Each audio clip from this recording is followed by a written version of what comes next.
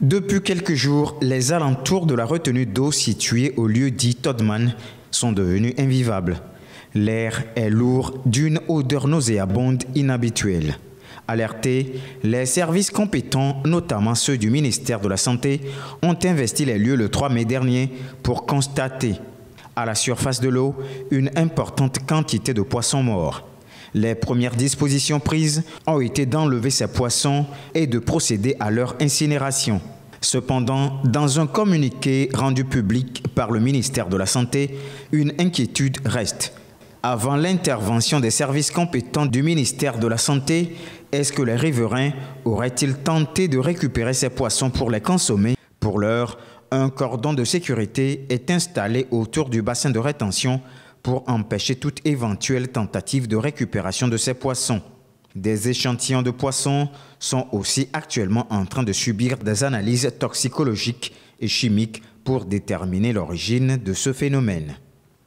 Appel est lancé à la population d'être extrêmement vigilante dans la consommation des produits halieutiques. Une consommation hasardeuse de ces poissons pourrait entraîner des toxi-infections, dont des vomissements, des empoisonnements, des coliques et des diarrhées, selon le ministère de la Santé.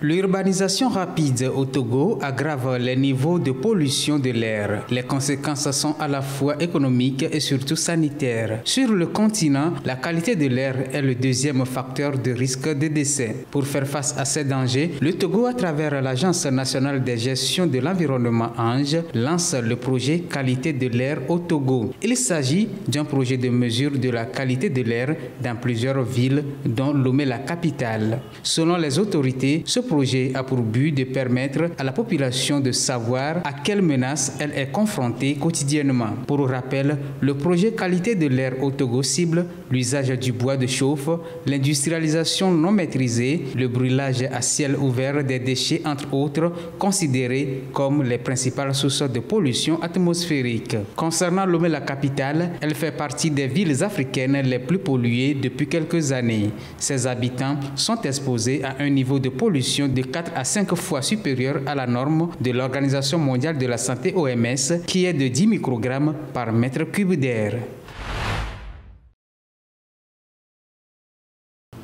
La Banque centrale des États de l'Afrique de l'Ouest, BCAO, a dévoilé les dernières tendances du secteur de la microfinance au sein de l'Union monétaire ouest-africaine, UMOA. Fin décembre 2024, les dépôts collectés par les institutions de microfinance ont atteint 2 459 milliards de francs CFA, en hausse de 1,6% par rapport au trimestre précédent et de 8,1% sur un an. Cette progression s'explique par des augmentations enregistrées en Côte d'Ivoire, au Sénégal et au Burkina Faso, malgré les baisses notées au Bénin et au Togo. Les hommes restent les principaux contributeurs de l'épargne devant les femmes et les groupements. Côté crédit, le secteur a accordé 2 695,2 milliards de francs CFA, marquant une hausse de 5% sur le troisième trimestre. Là encore, la dynamique est portée par les pays comme la Côte d'Ivoire, le Sénégal et le Burkina Faso. En moyenne, chaque client détient 108 596 francs CFA de dépôt et 140 949 francs CFA de crédit. La qualité des prêts s'est légèrement améliorée. Le taux de créance en souffrance est tombé à 8,9% après un pic de 10,5% au trimestre précédent, même s'il reste au-dessus de la norme recommandée de 3%. Le réseau de microfinance compte désormais 533 institutions desservant plus de 19 millions de clients. Malgré quelques retraits d'agréments et des institutions sous administration provisoire, le secteur confirme son rôle clé dans l'inclusion financière en Afrique de l'Ouest. De nombreux pays africains connaissent une forte croissance économique depuis 2000. Si cette croissance économique est soutenue sur le continent avec un taux de plus de 4%, la croissance du nombre de fortunés, quant à elle, devient de plus en plus importante. En effet, selon un rapport du cabinet de conseil Knight Frank intitulé The Wealth Report 2025, il ressort que l'Afrique devrait enregistrer la plus forte croissance du nombre d'individus fortunés au monde d'ici d'ici 2028. Ainsi, le continent s'impose rapidement comme un pôle de croissance en matière de création de richesses. Ceci avec un nombre croissant d'individus rejoignant le club des personnes possédant une fortune évaluée à au moins 10 millions de dollars. Le nombre d'individus fortunés sur le continent va alors passer de 19 496 fin 2024 à 22 964 en 2028, soit une croissance de 17% en 4 années. Pour rappel, les États-Unis constituent la principale plaque tournante de la création de richesses dans le monde. Près de 40% des individus fortunés dans le monde y vivent.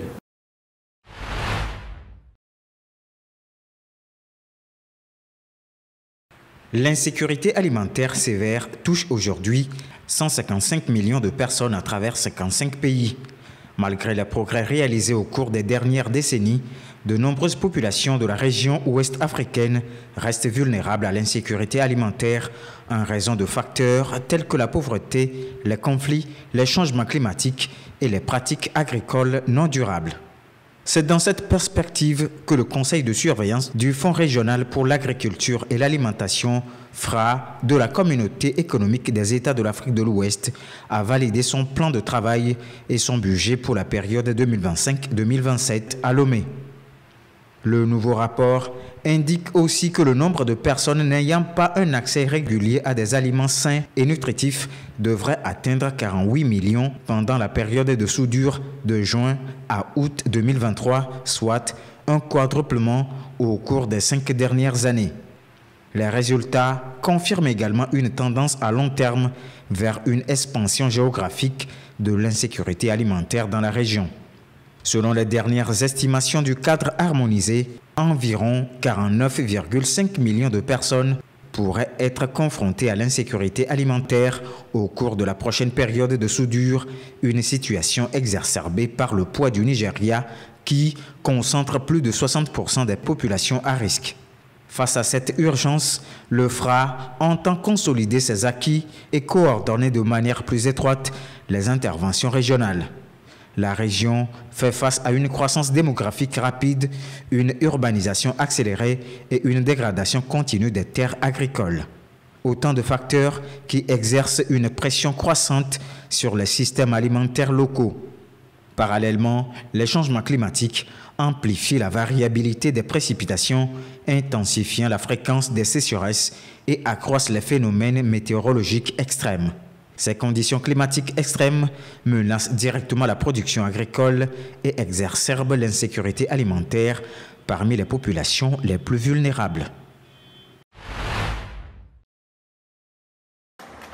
La coalition pour l'alternance pacifique en Côte d'Ivoire a appelé lundi au dialogue à 6 mois de la présidentielle 2025.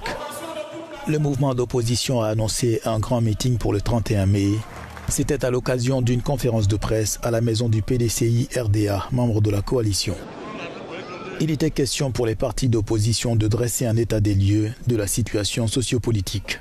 La CAP Côte d'Ivoire a attiré l'attention sur l'exclusion de plusieurs personnalités politiques du processus électoral, dont Laurent Gbagbo, Guillaume Soro, Charles Blé Goudé et Tidjane Thiam. Au cours de cette conférence, la coalition a réaffirmé son opposition à un éventuel 4e mandat du président Alassane Ouattara, qu'elle juge contraire à l'esprit de la Constitution.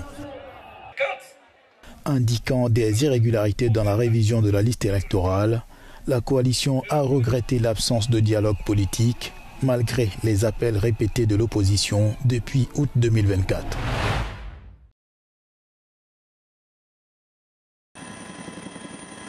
Logé dans la ville de Maïdougouri, le camp de Mouna, le plus grand camp de déplacés de la région du nord-est du Nigeria, sera bientôt fermé, selon l'annonce du gouverneur de l'État de Borno, Babagana Zulum, en visite ce lundi. Le gouverneur, dans sa stratégie de lutte contre les talibans, a expliqué aux déplacés du camp que la réinstallation était le seul moyen d'éradiquer Boko Haram. Sur les 10 000 foyers recensés en 2024 dans ce lieu, 6 000 familles ont déjà été réinstallées, a-t-il indiqué. Les prochains déplacés recevront une aide comprise entre 25 et 50 euros et pourront rejoindre leur famille d'origine ou s'installer dans une communauté sûre. Une réinstallation complète de tous ces déplacés sur les 3 prochaines années est estimée à 2,4 milliards d'euros.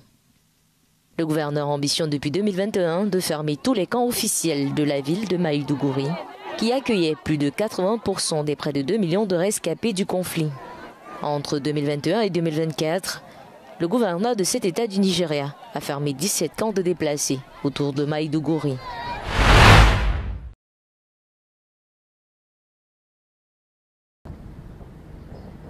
Les premières images de Port-Soudan après des frappes des forces de soutien rapide. Port-Soudan, ville principale de plus de 489 000 habitants sur le front de la mer Rouge, a été pris d'assaut tôt le mardi matin par les hommes du général Emeti. La ville est privée d'électricité au 3e jour des bombardements initiés par les FSR. Selon des responsables militaires, l'aéroport a été visé, ainsi qu'une base militaire à proximité et un dépôt de carburant près du port, à quelques encablures du centre-ville, densément peuplé. S'en est suivi un incendie et une panique générale, selon les médias locaux. Port-Soudan est situé dans l'est du Soudan, à plus de 800 km de la capitale Khartoum. La ville abrite le siège provisoire du gouvernement, loin des positions des paramilitaires. C'est la première fois depuis le début de la guerre que cette ville contrôlée par l'armée est frappée. Des attaques condamnées par l'Égypte et l'Arabie Saoudite, les Nations Unies ont exprimé leur inquiétude. La guerre entre l'armée régulière et les FSR a débuté le 15 avril 2023, à l'issue d'un différend sur la transition vers un gouvernement civil. Le conflit a déplacé plus de 12 000 personnes au Soudan et plongé la moitié de la population dans une situation de famine aiguë, selon les Nations Unies.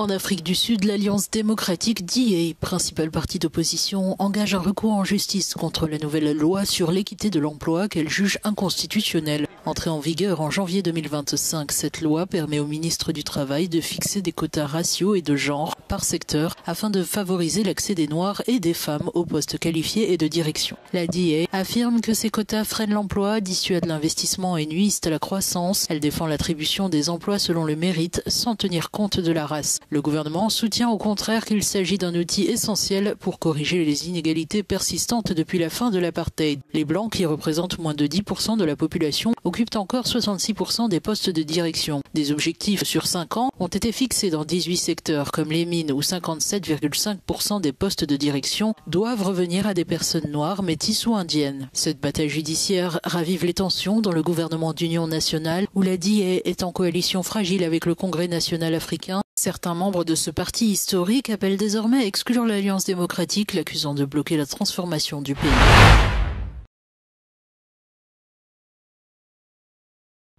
Quatre policiers kenyans ont été inculpés pour crimes contre l'humanité, accusés d'avoir tué un bébé lors de la répression des manifestations qui ont suivi l'élection contestée de 2017. Les 4 officiers ont plaidé non coupables selon les médias locaux.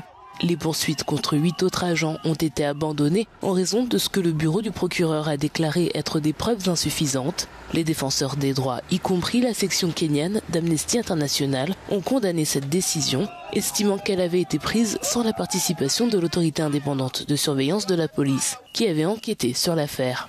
La police kenyane est souvent accusée de brutalité et d'exécution extrajudiciaire par des civils et des groupes de défense des droits, mais les agents sont rarement inculpés et presque jamais condamnés.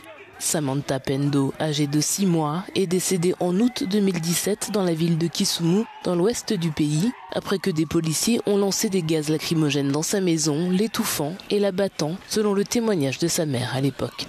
Une enquête sur l'incident a été ouverte en novembre de la même année. Le bureau du procureur a recommandé que 12 officiers soient inculpés pour la mort de l'enfant et de 39 autres manifestants lors des manifestations organisées dans tout le pays en 2017.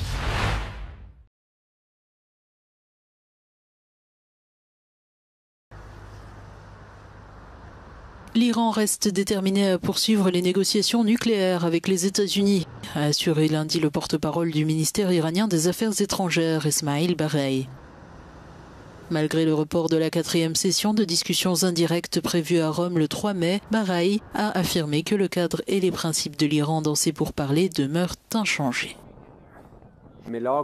L'Iran est prêt à instaurer une confiance mutuelle par le biais de négociations et cela dépendra de la position et des déclarations des États-Unis à la table des pourparlers. Les menaces proférées par les éléments bellicistes au sein des États-Unis pousseront sans aucun doute les forces armées iraniennes à rester pleinement mobilisées et prêtes à réagir à toute agression ou initiative aventureuse. L'objectif de l'Iran dans ces pourparlers reste double, garantir le développement pacifique de son programme nucléaire pour répondre à ses besoins énergétiques et économiques et obtenir une levée effective des sanctions américaines.